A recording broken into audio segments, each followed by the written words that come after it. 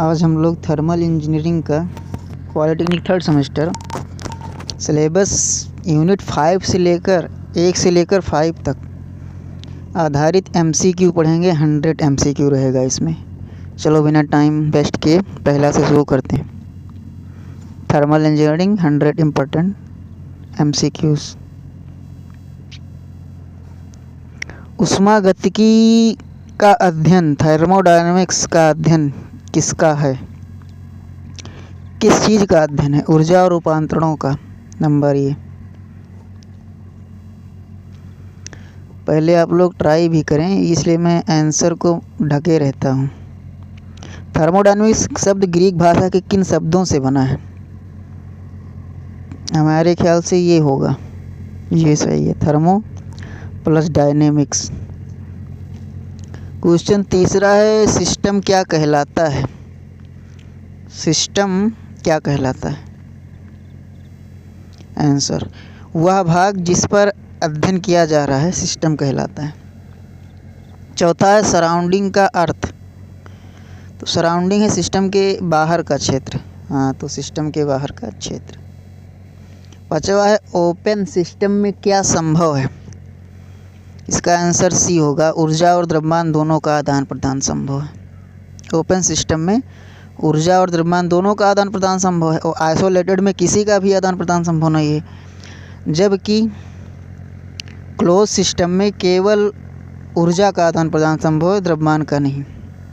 Class में हम लोग पढ़ चुके हैं। क्लोज सिस्टम में क्या है? केवल ऊर्जा का। हाँ, क्लोज सिस्टम में दोनों सही है। ऊर्जा, हाँ, यानी द्रव्यमान स्थिर रहता है, ऊर्जा बदलती है। यानी द्रव्यमान का आदान प्रदान संभव नहीं होता है, ऊर्जा का संभव रहता है, ऊर्जा बदल सकती है। यानी ये और बी दोनों सही है। क्लोज सिस्टम में द्रव्यमान स्थिर रहता है, ऊर्जा बदल सकती है। आइसोलेटेड सिस्टम क्या है? तो आप लोग पहले आंसर करिएगा, उसके बाद हम लोग आंसर देखते हैं। ऊर्जा और द्रव्यमान दोनों का आदान प्रदान संभव, आदान प्रदान नहीं होता, तो आइसोलेटेड सिस्टम कहलाता है। आदान प्रदान संभव जो होगा वो ओपन में होगा, ओपन सिस्टम में। क्लोज में केवल ऊर्जा का, आइसोलेटेड में किसी का भी नहीं। प्रॉपर्टीज किसे कहते हैं? तो प्रॉपर्टीज जो है वह राशि है जो सिस्टम की स्थिति बताती है। वह राशि जो सिस्टम की स्थिति बताती है। ऑप्शन ये सही है। 9वां क्वेश्चन है, इंटेंसिव प्रॉपर्टी कौन सी है? इंटेंसिव प्रॉपर्टी क्या हो सकता है? तापमान, आयतन, द्रव्यमान, ऊर्जा। इंटेंसिव प्रॉपर्टी जो है तापमान है। एक्सटेंसिव प्रॉपर्टी कौन सी है? एक्सटेंसिव जो है आयतन है, एक्सटेंसिव। क्वासी स्टैटिक प्रोसेस क्या है? क्वासी स्टैटिक बहुत धीरे धीरे चलने वाली प्रक्रिया है। ऑप्शन ये सही है। वर्क का SI यूनिट क्या है? जूल। ये तो बहुत ईजी था। हीट का SI यूनिट क्या है? हीट केल्विन हो, जूल होगा इसका भी। हीट और वर्क दोनों का जूल। केल्विन किसका मात्रक है? आप लोग बताएंगे। केल्विन, तो मैं जानकारी के लिए बता दूं, तापमान का SI मात्रक केल्विन है और हीट का SI मात्रक जूल है। इसके बाद हम लोग पढ़ेंगे 1 किलो कैलोरी किसके बराबर होता है? आंसर करिए आप लोग।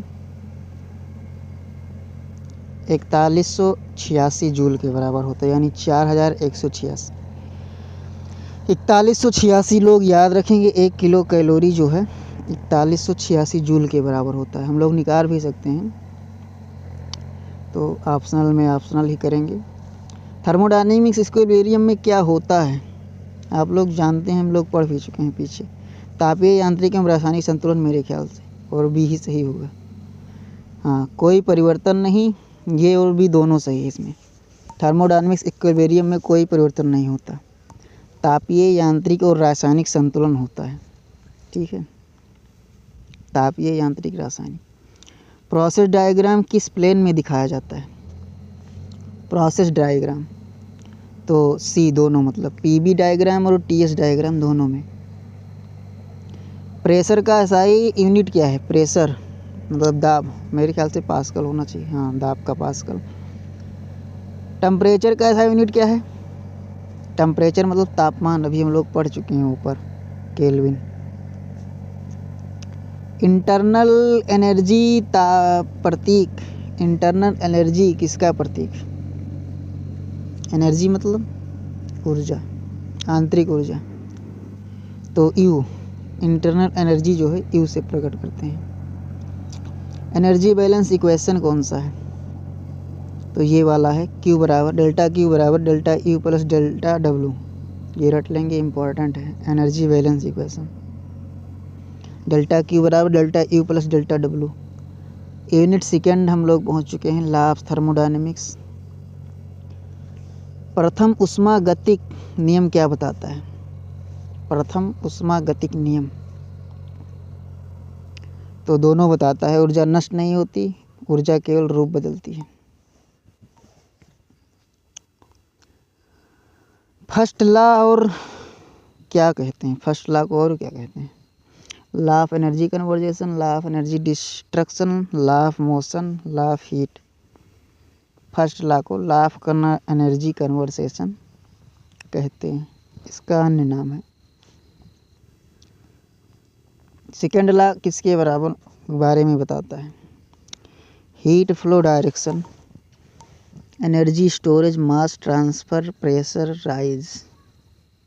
सेकेंड लॉ किसके बारे में बताता है?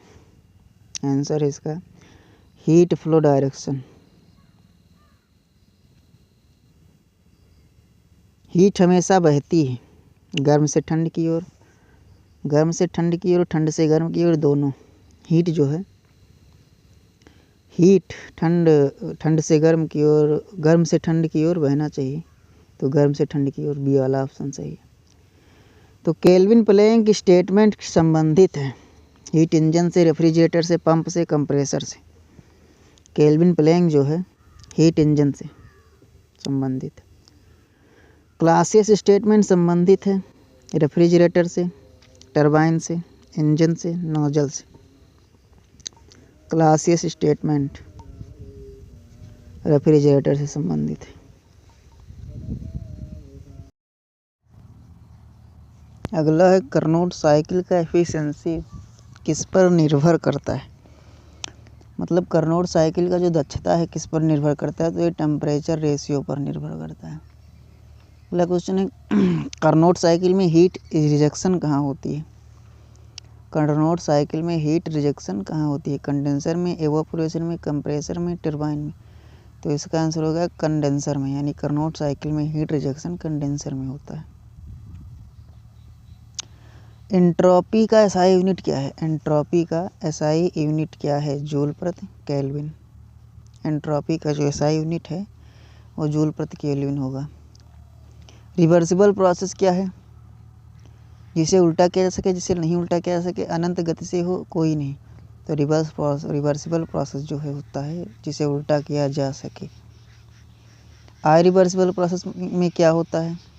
तो ऑप्शन ये है घर्षण, विस्तार, दोनों या कोई नहीं। तो इसका आंसर होगा दोनों, यानी घर्षण व विस्तार दोनों इरिवर्सिबल प्रोसेस में। अगला है perpetual motion machine of first kind किसे कहते हैं? तो एनर्जी क्रिएट करने वाली मशीन, वर्क डिस्ट्रॉय करने वाली मशीन, एनर्जी कंजर्व करने वाली, कोई नहीं। तो इसका आंसर होगा एनर्जी क्रिएट करने वाली मशीन। एनर्जी क्रिएट करने वाली मशीन को perpetual motion machine of first kind कहते हैं। इफ़िशिएंसी हमेशा होती है 100% से कम, 100% से अधिक, बराबर या निश्चित नहीं। तो एफिशिएंसी जो होती है हमेशा 100% से कम होती है। एंट्रोपी बढ़ने का अर्थ बताइए। अव्यवस्था बढ़ना, अव्यवस्थितता बढ़ना, ऊर्जा घटना या ताप बढ़ना। तो एंट्रोपी बढ़ने का जो अर्थ होता है अव्यवस्था बढ़ना। इसी के साथ अगला क्वेश्चन है हीट इंजन में कार्य किस प्रकार का होता है? Mechanical, electrical, thermal, magnetic. तो हीट इंजन में मैकेनिकल कार्य होता है। मतलब यांत्रिक, ऊष्मा को यांत्रिक में बदलते हैं तो मैकेनिकल कार्य होता है। स्टीम एंड बॉयलर, जल से भाप बनने की प्रक्रिया को क्या कहते हैं? तो जल से भाप बनने की प्रक्रिया को क्या कहते हैं? वाष्पीकरण कहते हैं। एक बार पर जल का क्वथनांक लगभग कितना होता है? तो एक बार पर जल का जो क्वथनांक होता है वो 100 डिग्री सेल्सियस होता है। सैचुरेटेड स्टीम क्या होती है? मतलब संतृप्त जो भाप होती है वो क्या होती है? भाप जो जल के संपर्क में हो, सूखी भाप या अधितप्त भाप या कोई नहीं। तो जो भाप जो जल के संपर्क में होता है वो सैचुरेटेड स्टीम कहलाता है। सुपर हीटेड स्टीम क्या है? सुपर हीटेड स्टीम 100% से अधिक ताप पर भाप, सैचुरेटेड टेम्परेचर से अधिक ताप पर भाप या जल के साथ मिश्रित या कोई नहीं। तो सुपर हीटेड स्टीम जो होता है वो सैचुरेटेड टेम्परेचर से अधिक ताप पर भाप जो होता है वो सुपर हीटेड स्टीम कहलाता है। बॉयलर क्या है? तो बॉयलर जो है जल को भाप में बदलने वाला यंत्र, ताप उत्पन्न करने वाला यंत्र, दाब घटाने वाला यंत्र, ठंडा करने वाला यंत्र। तो बॉयलर जो है जल को भाप में बदलने वाला यंत्र है। अगला क्वेश्चन है, फायर ट्यूब बॉयलर में धुआं ट्यूबों में, जल ट्यूबों में, दोनों में या कोई नहीं। तो फायर ट्यूब बॉयलर में जो होता है वो धुआं ट्यूबों में होता है जबकि जल बाहर होता है। वाटर ट्यूब बॉयलर में जल ट्यूबों में, धुआं बाहर, दोनों सही कोई नहीं। तो वाटर ट्यूब बॉयलर में दोनों सही, मतलब जल ट्यूबों में और धुआं बाहर होता है। वाटर ट्यूब में, जल ट्यूब में और फायर ट्यूब में, धुआं ट्यूब में। इसके साथ देखेंगे कॉकरोन बॉयलर किस प्रकार का है? Vertical fire boiler tube boiler या हॉरिजॉन्टल वाटर ट्यूब बॉयलर या लोकोमोटिव बॉयलर या नॉन। तो कॉकरोन बॉयलर जो है वर्टिकल फायर ट्यूब बॉयलर है।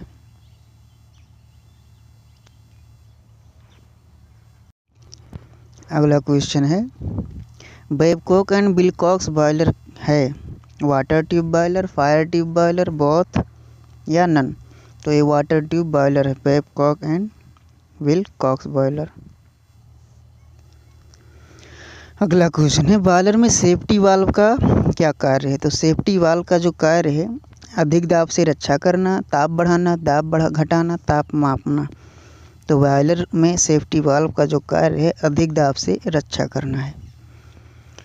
फ्यूजिबल प्लग कहाँ लगाया जाता है? Option A furnace crown plate में, चिमनी में, सेफ्टी वाल्व के पास, फीड पाइप में। तो फ्यूजिबल प्लग जो है वो फर्नेस क्राउन प्लेट में लगाया जाता है। फ्यूजिबल जो प्लग है वो प्लेट में लगाया जाता है, फर्नेस के क्राउन प्लेट में। उसके साथ बॉयलर एफिशिएंसी किसे कहते हैं? बॉयलर एफिशिएंसी जो है कैसे निकाला जाता है? हीट आउटपुट अपान हीट इनपुट अपान हीट आउटपुट, पावर गुणे टाइम, नन। तो इसका आंसर होगा हीट आउटपुट अपान हीट इनपुट हो जाएगा। अगला क्वेश्चन है, बॉयलर में ड्राफ्ट का क्या कार्य है? बॉयलर में जो ड्राफ्ट का कार्य है वो वायु का प्रवाह बनाए रखना, ताप कम करना, जल स्तर बढ़ाना, कोई नहीं। तो बॉयलर में जो ड्राफ्ट का कार्य है वो वायु का प्रवाह बनाए रखना इसका कार्य है।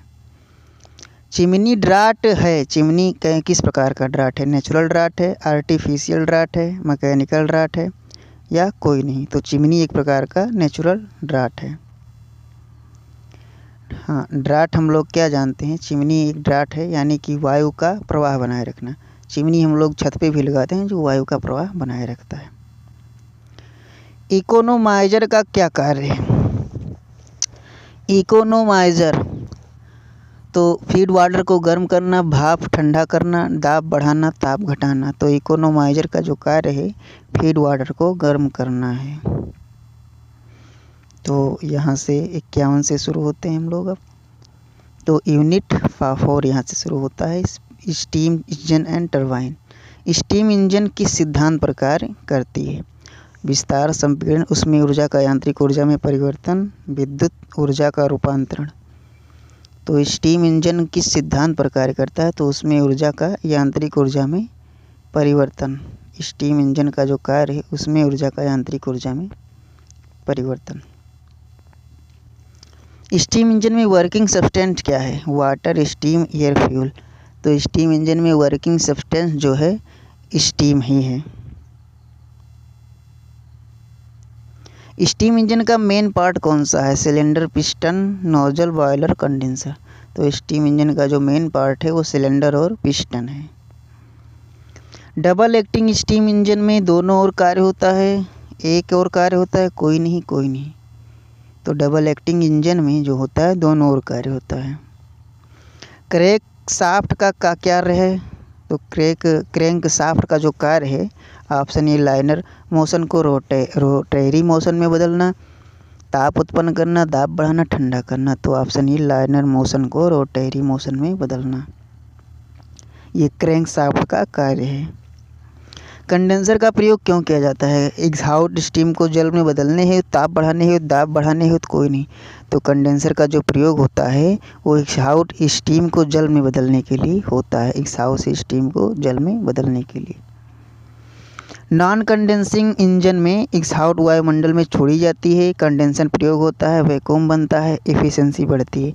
तो नॉन कंडेंसिंग इंजन में जो होता है एग्जॉस्ट वायुमंडल में छोड़ी जाती है एग्जॉस्ट, ठीक है, नॉन कंडेंसिंग इंजन में। इसके साथ है स्टीम टरबाइन में एनर्जी रूपांतरण होता है। स्टीम टरबाइन में जो एनर्जी का रूपांतरण किस प्रकार होता है?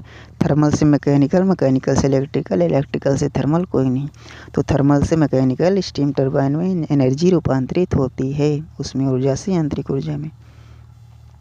इसके साथ स्टीम टरबाइन के दो मुख्य प्रकार कौन से हैं? इम्पल्स और reaction, rotary, reciprocating gas steam, horizontal vertical. Steam turbine के दो मुख्य प्रकार जो हैं वो इम्पल्स और रिएक्शन। ये इम्पोर्टेंट क्वेश्चन है, impulse and reaction. Impulse turbine का उदाहरण कौन सा है? De Laval turbine, Parsons turbine, फ्रेसियस टरबाइन, कैपलन टरबाइन। तो इम्पल्स टरबाइन का जो उदाहरण है वो डी लेवल टरबाइन होता है। रिएक्शन टरबाइन का उदाहरण कौन सा है? Parsons, De Laval, Curtis? कोई नहीं। तो पर्सन्स टरबाइन जो है रिएक्शन टरबाइन का उदाहरण है। पी क्यू आर क्यू हटा देंगे तो क्यू और पी मतलब आर और पी इसके उदाहरण हो जाएंगे रिएक्शन टरबाइन के, पर्सन्स टरबाइन उदाहरण हो जाएगा। स्टीम नोजल का क्या कार्य है? स्टीम नोजल का जो कार्य होता है स्टीम की दाब ऊर्जा को वेग में बदलना, ताप घटाना, भाप को ठंडा करना? कोई नहीं। तो स्टीम नोजल का जो कार्य है स्टीम की दाब ऊर्जा को वेग में बदलना होता है, यानी दाबीय ऊर्जा को, नोजल का केवल यही कार्य है कि स्टीम जो दाब ऊर्जा होता है उसको वेग में बदलता है। टरबाइन की एफिशिएंसी बढ़ाने के लिए क्या किया जाता है? मल्टी टरबाइन प्रयोग करते हैं, कंडेंसर हटा देते हैं, दाब घटाना, ताप घटाना। तो टरबाइन की एफिशिएंसी बढ़ाने के लिए मल्टी स्टेज टरबाइन का प्रयोग किया जाता है। स्टीम टरबाइन में गवर्निंग का क्या अर्थ है? तो स्टीम टरबाइन में गवर्निंग का जो अर्थ है गति नियंत्रित करना, ताप बढ़ाना, भाप ठंडा करना, दाब घटाना। तो स्टीम टरबाइन में जो गवर्निंग का अर्थ है वो गति नियंत्रित करना होता है। कंडेंसर में वैक्यूम उत्पन्न करने का क्या उद्देश्य है? कंडेंसर में वैक्यूम उत्पन्न करने का क्या उद्देश्य है? एफिशिएंसी बढ़ाना, दाब बढ़ाना, फ्यूल बचाना? कोई नहीं। तो कंडेंसर में वैक्यूम क्यों उत्पन्न किया जाता है? एफिशिएंसी बढ़ाने के लिए, दक्षता बढ़ाने के लिए। स्टीम टरबाइन में कौन सी एनर्जी उपयोग होती है? स्टीम टरबाइन में प्रेशर एनर्जी, काइनेटिक एनर्जी? दोनों? कोई नहीं। तो दोनों एनर्जियाँ उपयोग होती हैं स्टीम टरबाइन में, यानी प्रेशर और काइनेटिक दोनों एनर्जी, दाबीय और गतिक ऊर्जा दोनों एनर्जी यूज होती है। इम्पल्स टरबाइन में स्टीम कहाँ एक्सपेंड होती है? इम्पल्स टरबाइन में स्टीम जो है, भाप जो है, कहाँ, भाप का विस्तार कहाँ होता है? नोजल में, ब्लेड पैसेज में, कंडेंसर में? कोई नहीं। तो इसका आंसर नोजल में, छोटा सा आंसर, नोजल में स्टीम टरबाइन में स्टीम का विस्तार हो। इम्पल्स टरबाइन में स्टीम का विस्तार नोजल में होता है। रिएक्शन टरबाइन में एक्सपेंशन कहाँ होता है? तो इसका आंसर हो जाएगा आपका ब्लेड पैसेज में, ठीक है, ब्लेड पैसेज में। स्टीम टरबाइन में गवर्निंग सिस्टम कहाँ लगाया जाता है? स्टीम टरबाइन में गवर्निंग सिस्टम कहाँ लगाया जाता है? इंपॉर्टेंट क्वेश्चन है। नोजल में, स्टीम इनलेट पर, कंडेंसर में, ब्लेड शाफ्ट पर। तो स्टीम टरबाइन में जो गवर्निंग सिस्टम है वो स्टीम इनलेट पर लगाया जाता है, मतलब नियंत्रित करने वाला सिस्टम जो है। या हम लोग गवर्निंग का अर्थ भी पढ़ चुके हैं स्टीम टरबाइन में, गति नियंत्रित करने वाला। तो गति नियंत्रित करने वाला जो है हम लोग कहाँ लगाते हैं, क्वेश्चन क्या था, स्टीम टरबाइन में गवर्निंग सिस्टम कहाँ लगाया जाता है। गति नियंत्रित करने के लिए स्टीम टरबाइन में जो है गवर्निंग सिस्टम लगाया जाता है वो स्टीम इनलेट पर लगाया जाता है, इनलेट पर। तो इनलेट पर लगाया जाता है मतलब प्रवेश द्वार पर। इनलेट का हिंदी होता है जो प्रवेश द्वार होता है। प्रवेश द्वार मतलब जहाँ से हवा या मतलब वो भाप प्रवेश करती है, ठीक है। स्टीम टरबाइन में गवर्निंग सिस्टम प्रवेश द्वार पर या स्टीम इनलेट पर लगाया जाता है, मतलब भाप के प्रवेश द्वार पर लगाया जाता है, हिंदी में समझेंगे। इसके बाद कंडेंसर का एक प्रकार कौन सा है, jet condenser, reciprocating condenser, centrifugal condenser या कोई नहीं। तो कंडेंसर का जो एक प्रकार है वो जेट कंडेंसर है। इसके बाद है कंडेंसर में स्टीम और कूलिंग वाटर सीधे संपर्क में आते हैं। जेट कंडेंसर में जो होता है क्या होता है, कंडेंसर और कूलिंग जो स्टीम और कूलिंग वाटर सीधे संपर्क में आते हैं, दोनों अलग रहते हैं, कूलिंग नहीं होती है कोई नहीं। तो जेट कंडेंसर में जो होता है स्टीम और कूलिंग वाटर सीधे संपर्क में आते हैं।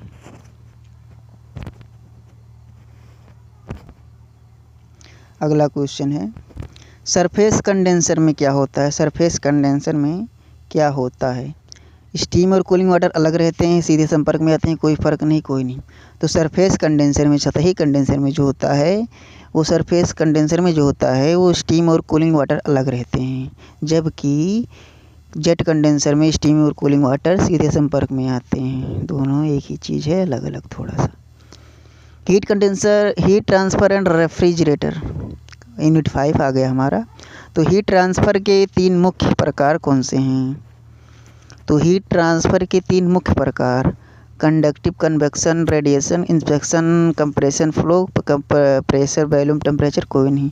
तो हीट ट्रांसफ़र के 3 जो मुख्य प्रकार हैं वो कंडक्टिंग, कन्वेक्शन एंड रेडिएशन होता है, चालन और संवहन और विकिरण। कंडक्टिंग मतलब कंडक्शन मतलब चालन, कन्वेक्शन मतलब संवहन और रेडिएशन विकिरण। कंडक्शन किसके माध्यम से होता है, मतलब चालन जो है किसके माध्यम से होता है, ठोस, द्रव, गैस, सभी। तो इसका आंसर हो जाएगा जो चालन होता है, कंडक्शन जो होता है वो ठोस के माध्यम से होता है। कन्वेक्शन मतलब संवहन किसके माध्यम से होता है, द्रव या गैस, ठोस, निर्वात, कोई नहीं। तो जो संवहन होता है वो द्रव या गैस के माध्यम से होता है। रेडिएशन किसके माध्यम से होता है, रेडिएशन जो है निर्वात, ठोस, द्रव, कोई नहीं। तो रेडिएशन जो है मतलब निर्वात के माध्यम से होता है, विकिरण जो है निर्वात में होता है। कंडक्शन का नियम किसने दिया था, फॉरियर ने, न्यूटन ने, कार्नोट ने या केल्विन ने। तो कंडक्शन का नियम जो है, चालन का नियम जो है फॉरियर ने दिया था, फॉरियर लिखा है इसमें। कंडक्शन मतलब चालन का नियम जो है फॉरियर ने दिया था।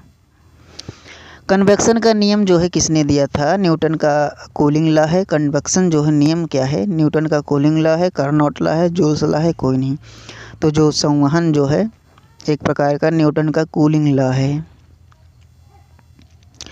संवहन नियम या कन्वेक्शन नियम जो है न्यूटन का कूलिंग लॉ है। ब्लैक बॉडी क्या है, ब्लैक बॉडी जो है जो सारी ऊष्मा अवशोषित करे, जो सारी ऊष्मा परावर्तित करे, जो ऊष्मा ना दे, कोई नहीं।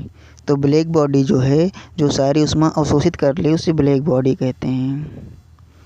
रेडिएशन का एसआई यूनिट क्या है, वाट प्रति मीटर स्क्वायर, जूल प्रति किलोग्राम, केल्विन या वाट। रेडिएशन का जो एसआई यूनिट है, विकिरण का जो एसआई यूनिट है तो वाट अपान मीटर स्क्वायर, वाट प्रति मीटर स्क्वायर होता है। स्टीफन बोल्ट्जमान लॉ किससे संबंधित है, स्टीफन बोल्ट्जमान लॉ जो है किससे संबंधित है, रेडिएशन से, कंडक्शन से, कन्वेक्शन से, एक्सपेंशन से। तो स्टीफन बोल्ट्जमान लॉ जो है किससे संबंधित है, रेडिएशन मतलब विकिरण से, या कंडक्शन मतलब चालन से, या संवहन से, या विस्तार से। मतलब स्टीफन बोल्ट्जमान लॉ जो है वो रेडिएशन मतलब विकिरण से संबंधित है। रेफ्रिजरेशन का क्या अर्थ है, रेफ्रिजरेशन का क्या अर्थ है, ताप हटाना, कम करना, ताप बढ़ाना या ऊर्जा बढ़ाना या कोई नहीं। तो रेफ्रिजरेशन का जो कार्य है वो ताप हटाना या कम करना होता है। रेफ्रिजरेटर का बेसिक प्रिंसिपल क्या है, रेफ्रिजरेटर का जो बेसिक प्रिंसिपल है वो ऑप्शन ये है, सेकंड लॉ ऑफ थर्मोडायनेमिक्स है, फर्स्ट लॉ, जीरोथ लॉ या बायस लॉ। तो रेफ्रिजरेटर का जो बेसिक प्रिंसिपल है वो सेकंड लॉ ऑफ थर्मोडायनेमिक्स है। रेफ्रिजरेशन साइकिल कौन सा होता है? रेफ्रिजरेशन साइकिल जो है रिवर्स कार्नोट साइकिल या ऑटो साइकिल या डीजल साइकिल या ब्रेटॉन साइकिल। तो रेफ्रिजरेशन का साइकिल जो होता है वो रिवर्स कार्नोट साइकिल होता है। रेफ्रिजरेंट क्या है? रेफ्रिजरेंट वह द्रव्य जो ऊष्मा को एक स्थान से दूसरे स्थान तक ले जाए, केवल जल, केवल वायु, कोई नहीं। तो रेफ्रिजरेंट जो है वह द्रव्य है जो ऊष्मा को एक स्थान से दूसरे स्थान तक ले जाए। वह द्रव्य जो इस ऊष्मा को एक स्थान से दूसरे स्थान तक ले जाए वो रेफ्रिजरेंट कहलाता है। R134 ये क्या है? रेफ्रिजरेंट है, गैसोलाइन है, कूलेंट है, कैटालाइस्ट है। तो R134 जो है ये है जो रेफ्रिजरेंट का प्रकार है, रेफ्रिजरेंट है। कोप कोफिशिएंट ऑफ परफॉर्मेंस किसे कहते हैं? Refrigerating effect upon work input, heat upon work upon heat, pressure upon volume या कोई नहीं। तो कॉप मतलब कोफिशिएंट ऑफ परफॉर्मेंस जो है refrigerating effect upon work input होता है। दक्षता परफॉर्मेंस या फिर कहें रेफ्रिजरेंट की दक्षता जो है कॉप जो है निकाला जाता है। कॉप का full form coefficient of performance जो कि रेफ्रिजरेंट की दक्षता है। कॉप का जो मान हो वो refrigerating effect upon work input होता है। Refrigerating effect. एयर रेफ्रिजरेटर का कार्य क्या है? बेल से कोलेमैन साइकिल पर, ऑटो साइकिल पर, डीजल साइकिल पर कोई नहीं। एयर रेफ्रिजरेटर जो कार्य करता है वो बेल कोलेमैन साइकिल पर कार्य करता है, कोलमैन साइकिल पर, बेल कोलमैन। एयर रेफ्रिजरेटर का जो कार्य है। वेपर कंप्रेशन सिस्टम में मुख्य भाग कौन से हैं? Compressor, condenser, expansion valve, evaporator, boiler, turbine, nozzle, diffuser कोई नहीं। तो वेपर कंप्रेशन सिस्टम में जो मुख्य भाग है वो compressor, condenser, expansion valve, evaporator है। वेपर कंप्रेसर सिस्टम में जो मुख्य भाग है वो कंप्रेसर, कंडेंसर, एक्सपेंशन वाल्व और इवोपरेटर है। ऑप्शन ई सही है। कंप्रेसर का क्या कार्य है? रेफ्रिजरेंट का दाब बढ़ाना, ताप घटाना, ऊष्मा बढ़ाना, कोई नहीं। तो कंप्रेसर का कार्य जो है वो रेफ्रिजरेंट का दाब बढ़ाना। कंप्रेसर जो है रेफ्रिजरेंट का दाब बढ़ाता है। कंडेंसर में क्या होता है? रेफ्रिजरेंट ठंडा होकर द्रव बनता है, ताप बढ़ता है, दाब घटता, कोई नहीं। तो कंडेंसर में जो होता है वो रेफ्रिजरेंट ठंडा होकर द्रव बनता है। कंडेंसर में रेफ्रिजरेंट ठंडा होकर द्रव बन जाता है। एवोपरेटर में क्या होता है? एवोपरेटर में रेफ्रिजरेंट ऊष्मा अवशोषित करता है, द्रव बनता है, ताप कोई नहीं। तो एवोपरेटर में जो होता है वो रेफ्रिजरेंट ऊष्मा को अवशोषित करता है। एवोपरेटर में रेफ्रिजरेंट ऊष्मा को अवशोषित कर लेता है। एवोपरेटर में जो रेफ्रिजरेंट का कार्य है ऊष्मा को अवशोषित करना है। एक्सपेंशन वाल्व का क्या कार्य है? दाब घटाना, दाब बढ़ाना, ताप बढ़ाना, कोई नहीं। तो एक्सपेंशन वाल्व का जो कार्य है वो दाब घटाना, मतलब दाब को घटाता है expansion valve. Human comfort temperature लगभग कितना होता है? एक इम्पॉर्टेंट सवाल है ये। 22 से 27 डिग्री, 10 से 15, 40 या 5। तो 22 से 27 डिग्री सेल्सियस होता है ह्यूमन कंफर्ट टेम्परेचर। 37 डिग्री जो होता है वो सामान्य मनुष्य का वो सामान्य ताप होता है, और ये कंफर्ट टेम्परेचर है, ह्यूमन कंफर्ट टेम्परेचर 22 डिग्री से 27 डिग्री सेल्सियस तक होता है। ये इम्पोर्टेंट सवाल है। रेफ्रिजरेशन सिस्टम में एवोपरेटर का स्थान बताइए। रेफ्रिजरेशन सिस्टम में एवोपरेटर का क्या स्थान है? कूलिंग स्पेस के अंदर, कंप्रेसर के बाद, कंडेंसर से पहले, कोई नहीं। ये इंपॉर्टेंट सवाल है। रेफ्रिजरेटर सिस्टम में जो एवोपरेटर जो लगाया जाता है वो कूलिंग स्पेस के अंदर लगाया जाता है। एवोपरेटर मतलब वाष्प बनाने वाला जो होता है वो कूलिंग स्पेस के अंदर लगाया जाता है। इवेपोरेशन एब्सॉर्प्शन सिस्टम में कौन सी जोड़ी प्रयोग होती है? Ammonia, water, air fuel, steam oil, कोई नहीं। तो वेपर एब्सॉर्प्शन सिस्टम में जो होती है अमोनिया वाटर प्रयोग होती है। वेपर एब्सॉर्प्शन सिस्टम में जो होती है वो अमोनिया वाटर प्रयोग करते हैं। इम्पोर्टेंट सवाल है। वेपर अब्सॉर्प्शन सिस्टम में। रेफ्रिजरेटर की एफिशिएंसी किससे व्यक्त की जाती है? कोफ से, न्यूज से, वर्क रेशियो से, या कोई नहीं। हमने ऊपर पढ़ चुका है रेफ्रिजरेटर की एफिशिएंसी जो है वो कोफ से व्यक्त की जाती है, कोएफिशिएंट ऑफ परफॉर्मेंस से, कोफ से। रेफ्रिजरेटर की दक्षता जो है कोफ से कोफ निकालना कैसे होता है? रेफ्रिजरेटर का उसका रेफ्रिजरेंट का जो है वो इफेक्ट अपान में टोटल इनपुट देख लेंगे एक बार। कॉप कैसे निकालेंगे? रेफ्रिजरेटिंग इफेक्ट अपान में वर्क इनपुट हो जाएगा इसका। कॉप का मान रेफ्रिजरेटिंग इफेक्ट अपान में वर्क इनपुट सही है। हम लोग थे 97 पे, कहाँ थे? 97 पे थे। रेफ्रिजरेटर की एफिशिएंसी किसे व्यक्त की? कॉप से। अगला क्वेश्चन 98 है, अगर कॉप बढ़े तो क्या होता है? परफॉर्मेंस बेहतर, खराब, कोई फ़र्क नहीं, ताप बढ़ता है। तो कॉप बढ़ने पर जो होता है वो परफॉर्मेंस बेहतर होगा, नहीं दक्षता बढ़ेगी तो परफॉर्मेंस ऑटोमेटिक बेहतर होगा ही। कॉप का full form he coefficient of performance होता है, मतलब दक्षता परफॉर्मेंस। तो अगर कॉप बढ़े तो परफॉर्मेंस बेहतर होगा। वेपर कंप्रेशन सिस्टम में रेफ्रिजरेंट का फेज परिवर्तन कहाँ होता है? वेपर कंप्रेशन सिस्टम में जो रेफ्रिजरेंट का फेज परिवर्तन जो है कंडेंसर एवापोरेटर में, कंप्रेसर में, वाल्व में, या कोई नहीं। तो वेपर कंप्रेसर सिस्टम में जो रेफ्रिजरेंट का फेज परिवर्तन होता है वो कंडेंसर एवापोरेटर में होता है। कंडेंसर में भी होगा और एवापोरेटर मतलब दोनों में होगा। कंडेंसर और एवापोरेटर में रेफ्रिजरेंट का फेज परिवर्तन होता है वेपर कंप्रेसर सिस्टम में। हीट पंप और रेफ्रिजरेंट में अंतर क्या है? हीट पंप और रेफ्रिजरेटर में क्या अंतर है? हीट पंप गर्मी देता है, रेफ्रिजरेंट ठंडक देता है, दोनों समान, दोनों ठंडक देते हैं, कोई फ़र्क नहीं। तो हीट पंप और रेफ्रिजरेटर में जो अंतर होता है वो हीट पंप गर्मी देता है, रेफ्रिजरेटर ठंडक देता है। तो छोटे बच्चों वाला सवाल है कि हीट पंप गर्मी देता है, रेफ्रिजरेटर ठंडक देता है। तो हमारा 100 आउट ऑफ 100 जो MCQ थर्मल इंजीनियरिंग पर आधारित मतलब हो चुके हैं, सारे यूनिट इसमें कवर हो चुके हैं। ये JEE डिप्लोमा लेवल एग्ज़ाम के अनुरूप पूरे क्वेश्चन थे। धन्यवाद।